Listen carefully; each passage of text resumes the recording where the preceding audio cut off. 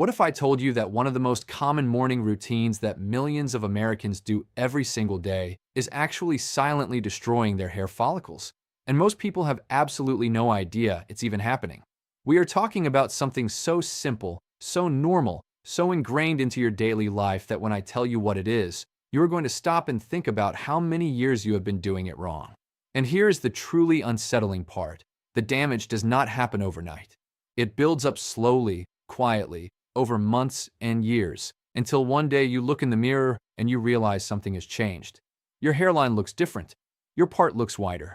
The shower drain is collecting more than it should. And by that point, most people assume it is just genetics. They accept it. They move on. But what if the genetics were never the whole story? What if a significant portion of the hair loss that people chalk up to aging or heredity is actually something else entirely? Something rooted in the health of your scalp that you have been neglecting your whole life, without even knowing it.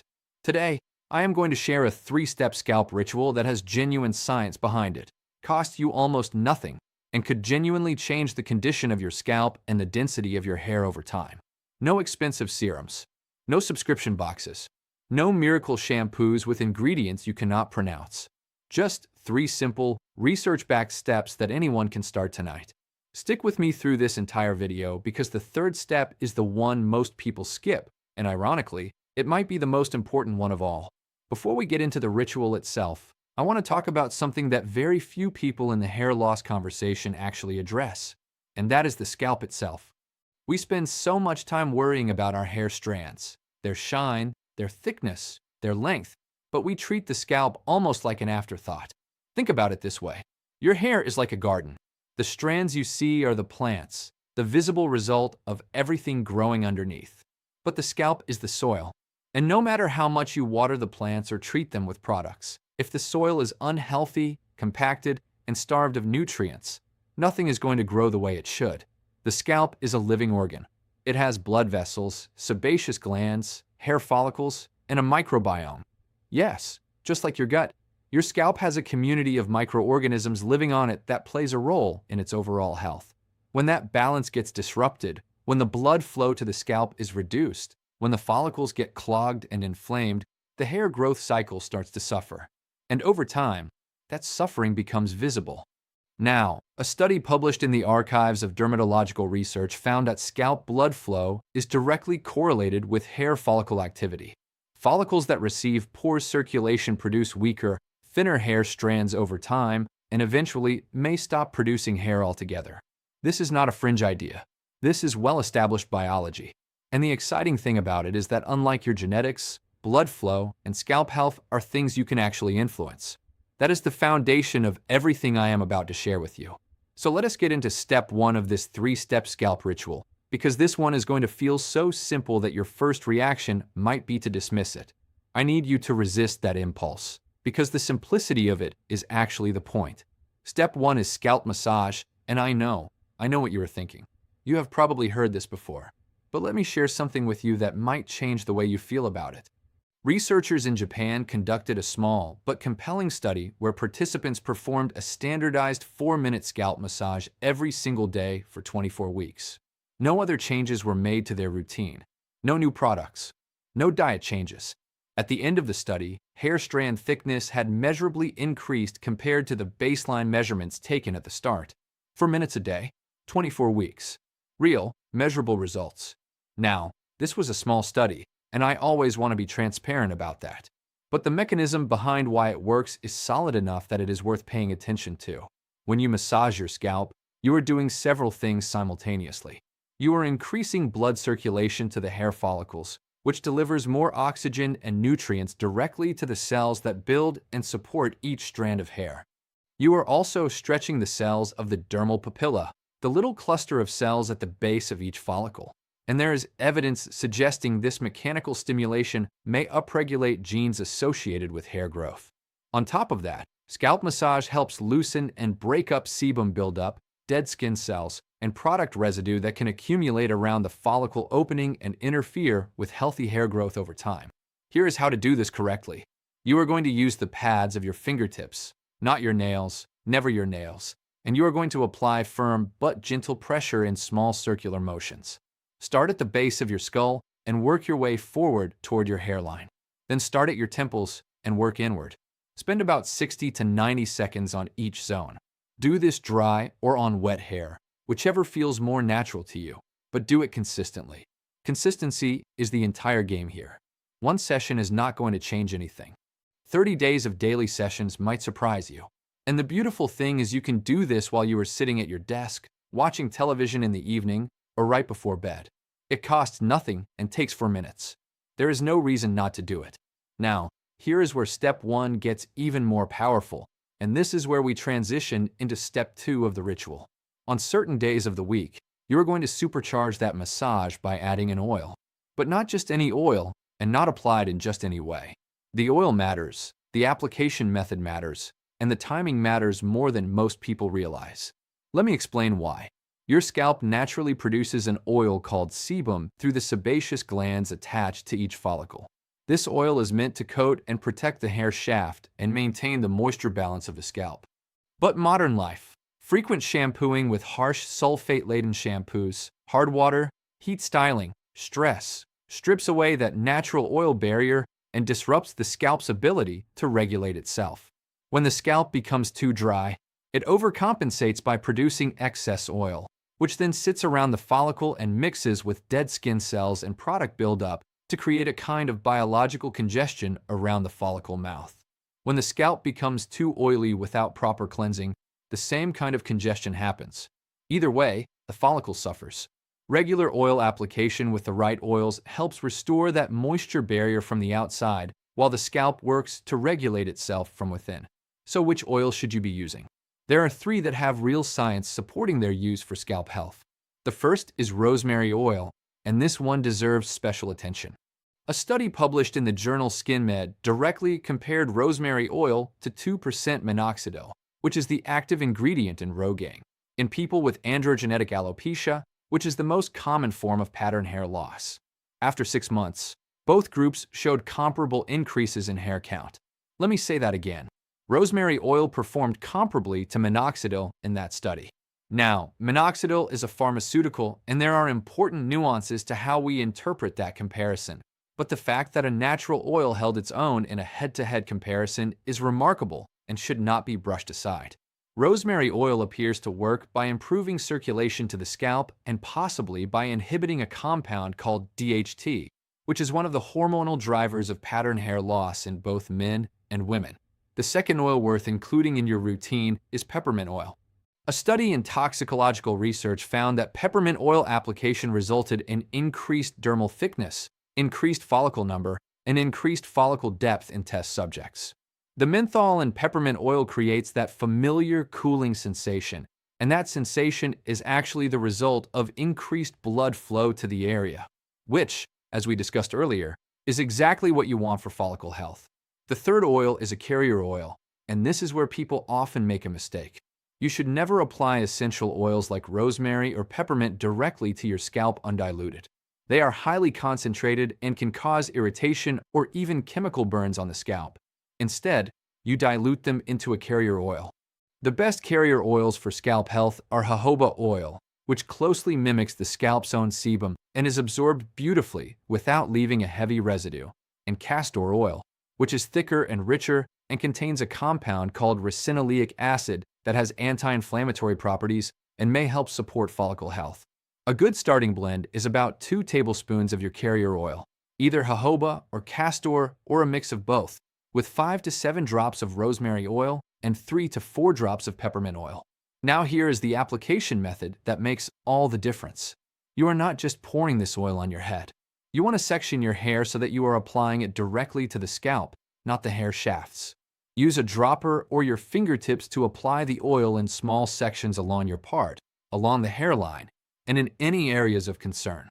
Then use the scalp massage technique from step 1 for 3 to 5 minutes to work the oil in and stimulate circulation simultaneously. After that, you let it sit. Minimum 30 minutes, but ideally overnight if you can. If overnight is too inconvenient, try wrapping your hair in a loose shower cap or t-shirt and letting it work while you wind down in the evening. Then shampoo it out thoroughly with a gentle, sulfate-free shampoo. Do this 2 to 3 times per week, and you are giving your scalp something that very few people actually give it: real, intentional nourishment. And now we come to step 3, and I want to spend some extra time here because, as I mentioned at the beginning, this is the step that most people skip entirely even when they know about it. It is also the step that is hardest to maintain because it requires addressing something internal rather than external. I am talking about the connection between chronic stress and hair loss, and the specific habit that can begin to counteract it. The relationship between stress and hair is not just a figure of speech. There is a real, well-documented biological mechanism called telogen effluvium, and it works like this. Your hair follicles cycle through phases: a growth phase called anagen, a transitional phase called catagen, and a resting phase called telogen. Normally, about 85 to 90% of your follicles are in the growth phase at any given time. When your body undergoes significant stress, whether that is emotional stress, physical stress, nutritional stress, or the hormonal storm of a major life event, the body sends a signal that essentially forces a large number of follicles to skip the growth phase and jump directly into the resting phase. Weeks or months later, when those resting follicles shed, you suddenly notice a dramatic increase in hair fall. And because there is typically a lag of 2 to 3 months between the stressful event and the visible shedding, people often cannot connect the dots. They experience the hair loss and have no idea what triggered it. The good news is that telogen effluvium is largely reversible once the underlying stress is addressed. The not-so-good news is that chronic low-grade stress, the kind that most Americans live with every single day from work pressure, financial worry, relationship tension, and poor sleep, keeps this mechanism in a state of low-level activation. The follicles never get the clear signal to return to full growth mode.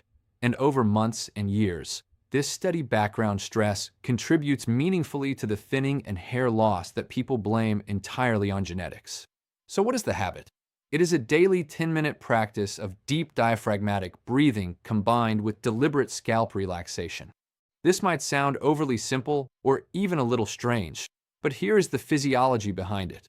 Chronic stress activates the sympathetic nervous system, the fight-or-flight response, which causes the blood vessels in the scalp to constrict as blood gets shunted to the muscles in preparation for action. 10 minutes of slow, intentional deep breathing activates the parasympathetic nervous system, the rest and digest response, which signals the blood vessels to dilate, blood pressure to ease, and cortisol levels to begin to drop. A review published in Frontiers in Psychology found that even brief breathing-based practices can measurably reduce cortisol, the primary stress hormone, and shift autonomic nervous system balance toward the parasympathetic state. Here is how to do it. Sit somewhere quiet. Place one hand on your stomach and one on your chest. Inhale slowly through your nose for a count of 4, feeling your belly expand outward, not your chest. Hold for 2 counts. Then exhale slowly through your mouth for a count of 6. That extended exhale is what activates the vagus nerve and shifts your nervous system into the calm state. While you breathe, consciously relax your scalp. Most people carry enormous tension in the muscles around their skull, the temporalis, the occipitalis, the frontalis, without even realizing it. Release that tension with each exhale.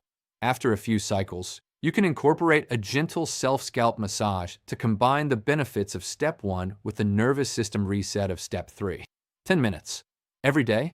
This is the habit that works from the inside out, addressing one of the root physiological causes of hair loss that no shampoo or serum can touch. Now let me be clear about something, because I always want to give you the complete picture. These 3 steps work best as a long-term, consistent practice. You are not going to do this for a week and see a dramatic transformation. The hair growth cycle is slow by nature. New hairs take months to grow to a visible length, and the changes in scalp health happen gradually.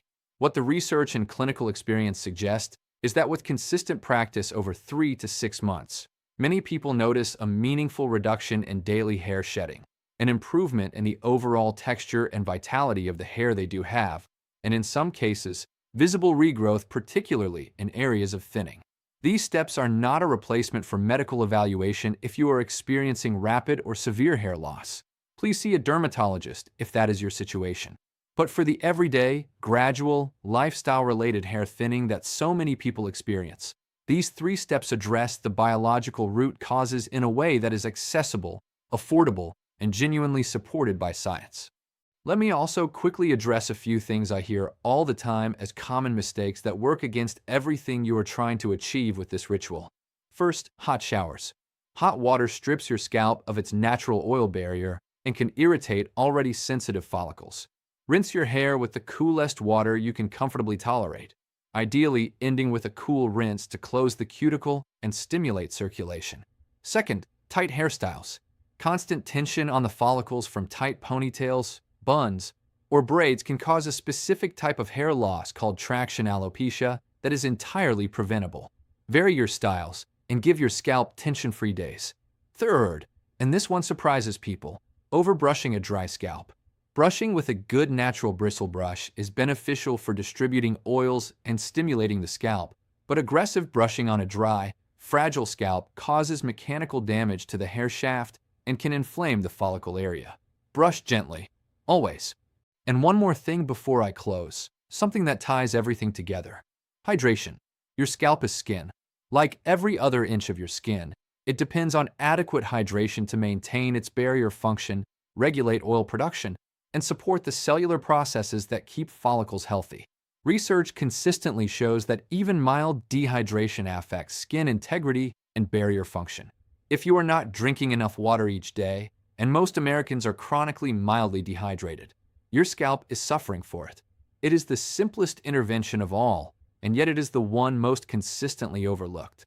8 to 10 glasses of water a day is not just a cliche. For your scalp, it is a foundation. I want to hear from you on this one, because I know this topic is something so many of you deal with personally, and I think your experiences and questions can help everyone watching. Have you tried scalp massage or oil treatments before? Did you notice a difference? Or is there something specific about your situation? A particular area of thinning, a sudden increase in shedding, a question about one of the oils or techniques we covered that you want to talk through in the comments? Drop your experience below, because I read every single comment and I genuinely learn from what you share. And if someone in your life is dealing with hair loss and has been told there is nothing they can do about it besides expensive treatments, please share this video with them. Because sometimes the most powerful things you can do for your health are the quietest ones, the ones that cost nothing. Take a few minutes a day and work with the biology of your body rather than against it. That is what these 3 steps are. Take care of your scalp. It is the foundation of everything growing above it.